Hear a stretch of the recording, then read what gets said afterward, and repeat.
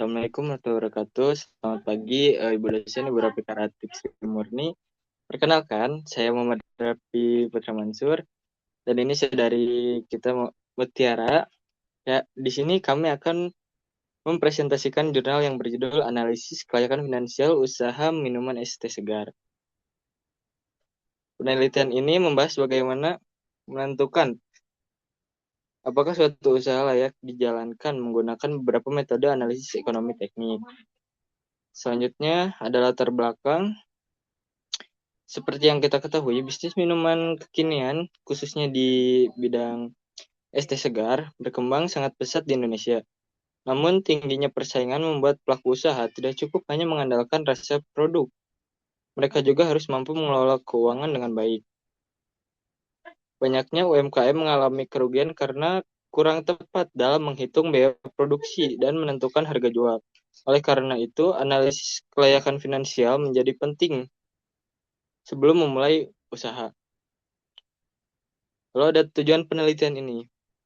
Penelitian ini memiliki beberapa tujuan, yaitu menghitung harga pokok produksi atau HPP, menentukan harga jual yang sesuai, menghitung titik impas atau BEP, dan menganalisis kelayakan investasi menggunakan metode NPV dan annual worth, IRR, payback period, dan benefit cost ratio. Selanjutnya, kita akan bahas tentang beberapa metode-metodenya. Yang pertama ada harga pokok produksi atau HPP. HPP sendiri yaitu adalah biaya yang dikeluarkan untuk menghasilkan suatu produk. Rumusannya itu ada total biaya produksi dibagi jumlah produksi. Misalnya biaya produksi sebesar 3 juta dan menghasilkan 1000 cup. Maka HPP per cupnya yaitu 3000. HPP sendiri menjadi dasar dalam menentukan harga jualnya. Selanjutnya ada cost plus pricing. Setelah menentukan HPP, langkah berikutnya adalah menentukan harga jual menggunakan metode cost plus pricing. Caranya yaitu dengan menambahkan margin keuntungan pada HPP. Dengan metode ini sendiri, harga jual tidak hanya menutup biaya produksi, tetapi juga memberikan keuntungan bagi pelaku usaha. Selanjutnya ada break even point atau BEP. BEP sendiri itu tuh titik impas, yaitu kondisi ketika mendapat pendapatan sama dengan biaya sehingga usaha tidak untung maupun rugi. Pada penelitian ini diperoleh BEP sebesar 481 cup per bulannya. Lalu ada depresiasi. Depresiasi adalah penyusutan nilai aset setiap tahun, misalnya mesin atau peralatan. Selanjutnya ada net present value atau NPV. NPV sendiri digunakan untuk mengetahui apakah investasi memberikan keuntungan berdasarkan nilai uang saat ini. Jika NPV bernilai positif, maka investasi bernilai layak. Selanjutnya ada annual worth. Annual worth sendiri menunjukkan keuntungan rata-rata yang diperoleh setiap tahun dari investasi. Selanjutnya ada internal rate of return atau IRR. Nah, IRR itu merupakan tingkat pengembalian investasi. Semakin tinggi IRR-nya dibandingkan tingkat bunga atau tingkat diskonto, maka investasi semakin layak. Eh, Lalu ada payback period. Payback period itu menunjukkan berapa lama waktu yang dibutuhkan untuk mengembalikan modal investasi. Dalam penelitian ini tuh menunjukkan modal kembalinya itu dalam waktu 0,41 tahun atau sekitar 5 bulanan. Yang terakhir ada benefit cost ratio atau BCR. BCR sendiri membandingkan manfaat yang diperoleh dengan biaya yang dikeluarkan. Jika nilainya lebih dari 1, maka usaha dinyatakan layak. Buat asumsi sendiri dari penelitian itu menggunakan beberapa asumsi, yaitu investasi awal sebesar 10 juta, untuk produksinya 1000 cup per bulan, harga jualnya yaitu 5.000 per cup, umur ekonominya selama 5 tahun, nilai sisanya 2 juta rupiah, dan tingkat diskontonya sebesar 12%. Mungkin itu yang bisa saya dapat sampaikan. Selanjutnya akan disampaikan oleh Saudari Mutiara.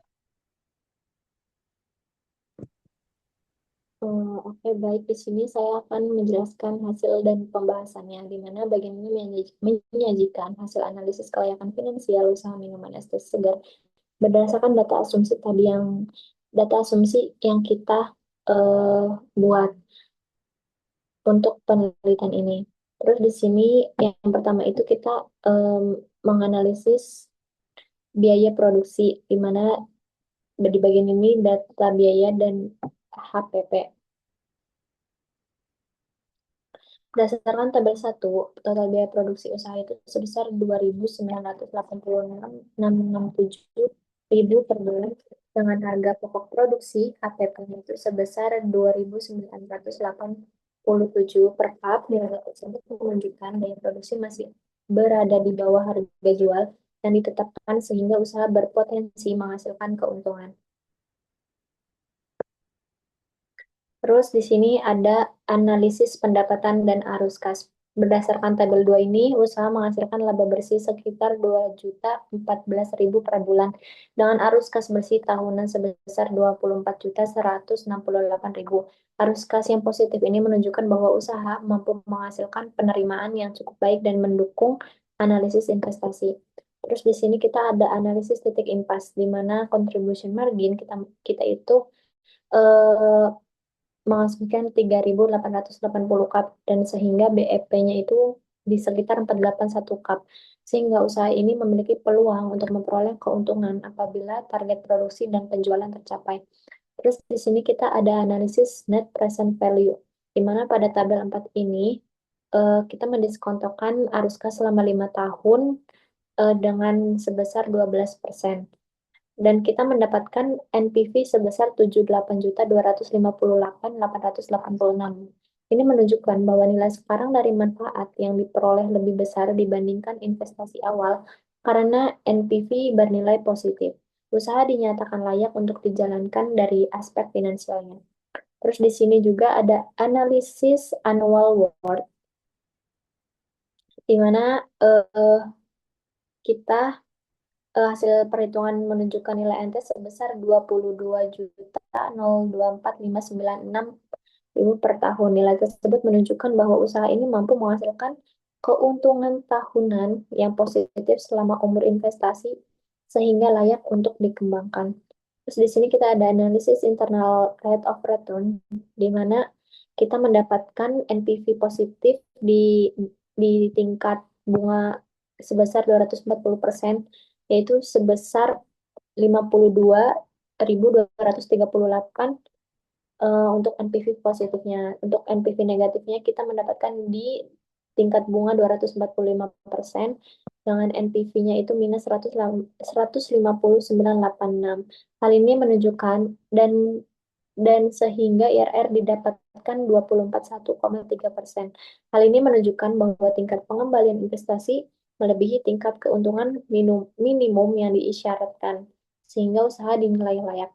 Terus di sini juga ada analisis payback period. Pada payback period itu sebesar 0,41 tahun atau sekitar 5 bulan, menunjukkan bahwa investasi dapat kembali dalam waktu yang relatif singkat. Semakin cepat periode pengembalian modal, semakin rendah resiko investasi yang dihadapi. Terus terakhir kita ada analisis benefit cost ratio, di mana setelah kita membandingkan nilai BC ini, kita mendapatkan rasio sebesar 8,83. Ini menunjukkan bahwa setiap satu biaya investasi mampu menghasilkan manfaat sebesar 8,82 karena nilai BC ratio lebih besar dari satu. Usaha ini dinyatakan layak secara finansial.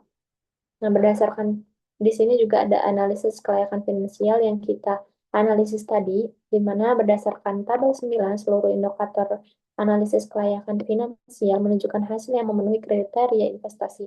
Nilai NPV dan ANT yang positif menunjukkan bahwa usaha mampu memberikan finansial selama umur investasi, nilai IRR yang lebih besar daripada tingkat diskonto 12%, payback period yang relatif singkat, serta BC rasio lebih besar dari satu, mengindikasi bahwa usaha ini layak untuk dijalankan untuk memiliki prospek yang baik dari aspek finansial. Untuk kesimpulannya itu usaha minuman es teh ini dinyatakan layak untuk dijalankan karena hasil dari HPP, BEP, ANT, NPV, dan payback period dan cost ratio tadi seluruh indikatornya itu menunjukkan bahwa usaha ini memenuhi kriteria kriteria kelayakan investasinya sehingga usaha memiliki prospek yang baik untuk dikembangkan dari aspek finansialnya.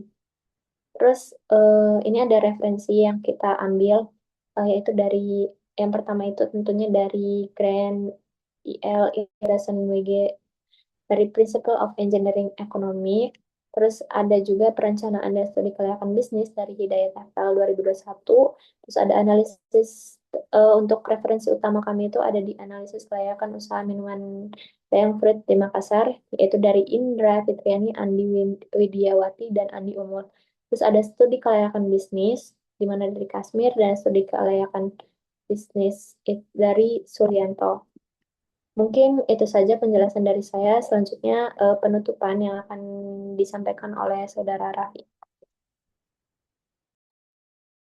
Baik, mungkin